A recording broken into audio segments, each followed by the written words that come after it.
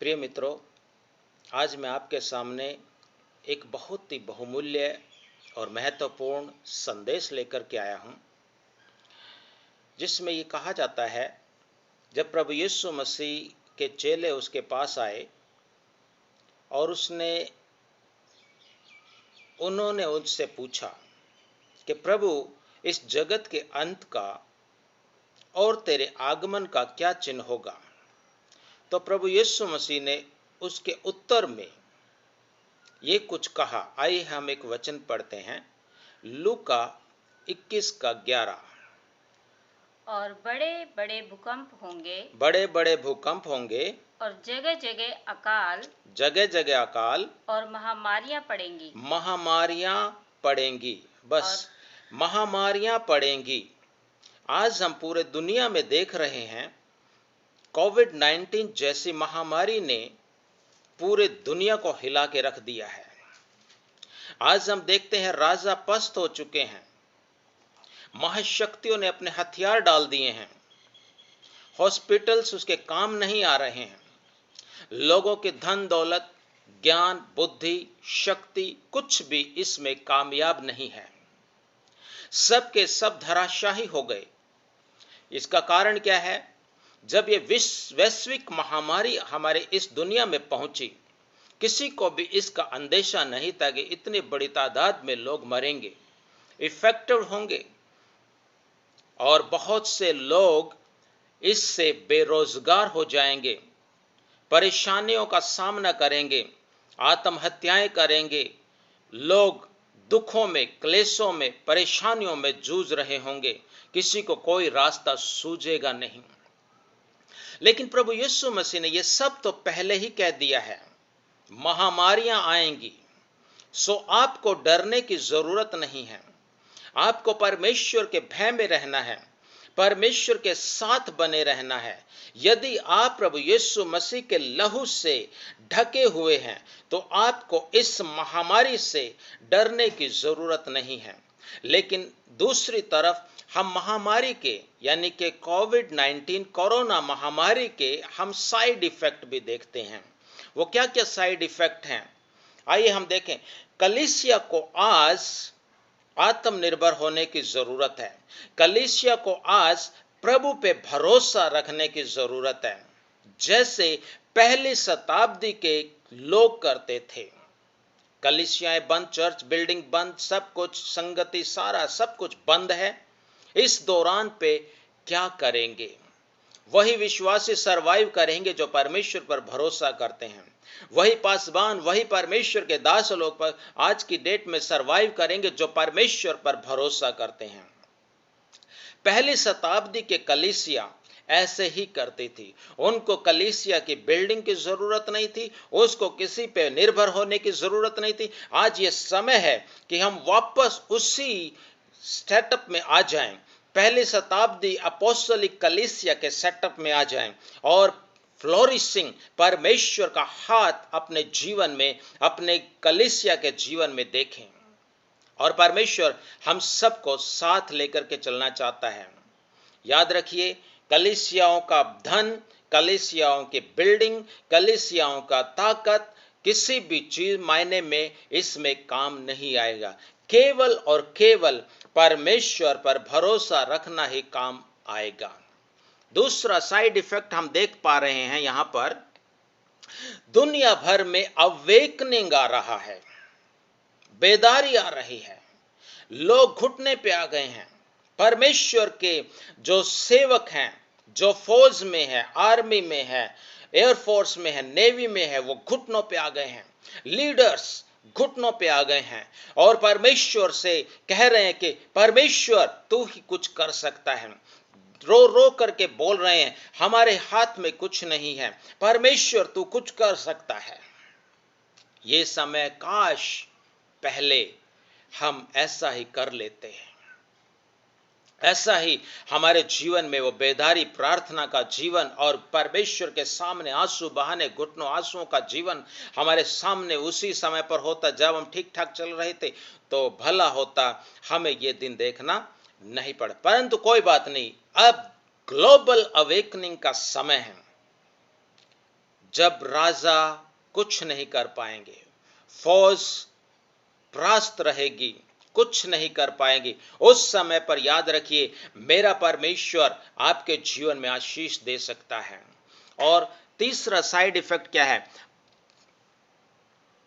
परमेश्वर के दास लोग, पास्टर्स लोग जो रूरल एरिया में काम करते थे, बिल्कुल ट्राइबल एरिया में काम करते थे, जिनको पेटीएम का पी नहीं पता था, अकाउंट का ए नहीं पता है, उन लोगों के बीच में काम करते हैं। पास्टर्स भी जो है ना उतना टेक्नोलॉजी में जो है माहिर नहीं है, उनका जो थोड़ा थोड़ा जो टाइट्स ऑफरिंग भी होता था वो भी चला जाएगा, इवन चला गया। ऐसी परिस्थिति में वही पासबान, परमेश्वर पर भरोसा रखने वाले ही पासबान इसमें जो है सरवाइव कर पाएंगे। याद रखने वाली बात यह है, परमेश्वर का कार्य हमारे जीवन में होना बहुत ही जरूरी है। आइए हम एक और वचन पढ़ते हैं, आपको उत्साहना के लिए मैं पढ़ना चाहता हूं, यशायाह 41 का 10। मत डर, क्योंकि मैं तेरे संग हूँ। मत डर, मैं तेरे संग हूं। इधर उधर मत ताक, इधर उधर मत ताक, डू नॉट बी डिसमेड, क्योंकि मैं तेरा परमेश्वर हूँ। मैं तेरा परमेश्वर हूं। मैं तुझे दृढ़ करूंगा, मैं तुझे दृढ़ करूंगा और तेरी सहायता करूंगा। और तेरी सहायता करूंगा। अपने धर्म में दाहिने हाथ से, अपने धर्म में दाहिने हाथ से मैं तुझे संभाले रहूंगा। मैं तुझे संभाले रहूंगा, मैं तुझे संभाले रहूंगा।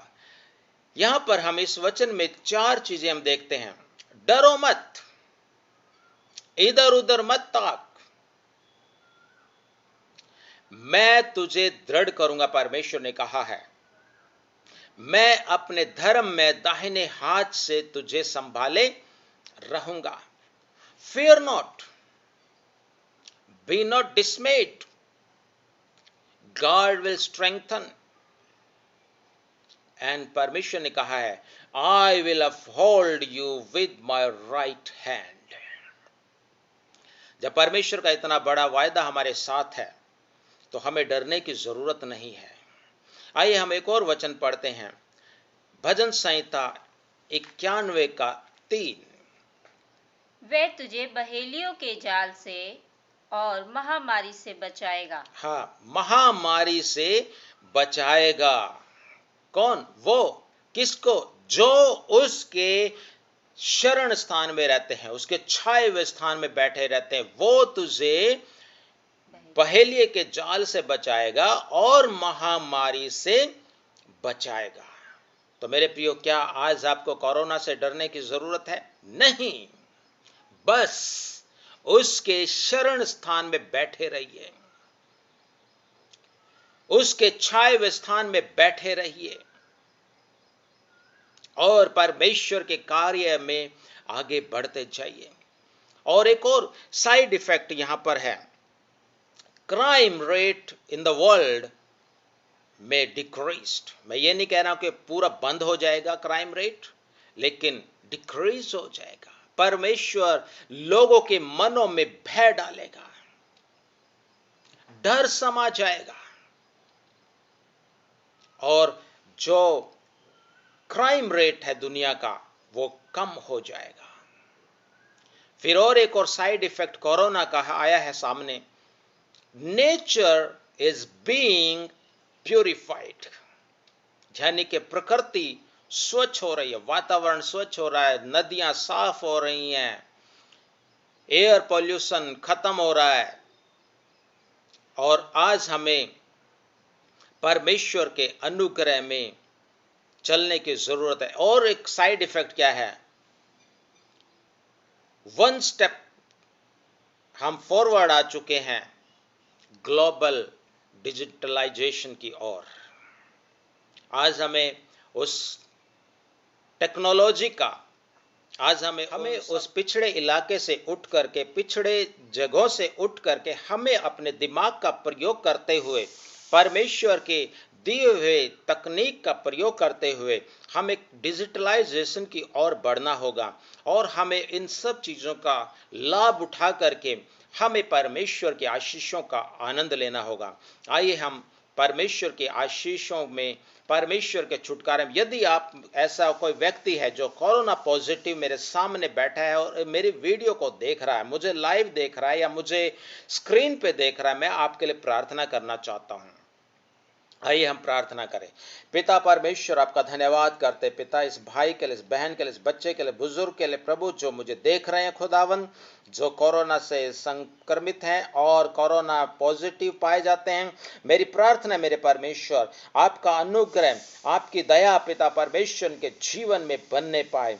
दुआ करते पिता परमेश्वर, आप इनको छूइए प्रभु जी, ये लोग प्रभु तुझ में बनने पाए, पश्चाताप करें और पिता परमेश्वर अपने जीवन को सही करके तेरे साथ चलें, तेरे नाम की महिमा करें, तुझ में बढ़ें। और यीशु के नाम से जो अधिकार प्रभु आपने मुझे दिया है, महामारियों के ऊपर, बीमारों के ऊपर तुम हाथ रखो, वो चंगे हो जाएंगे। यीशु के नाम से चंगाई के लिए मैं घोषणा करता हूं।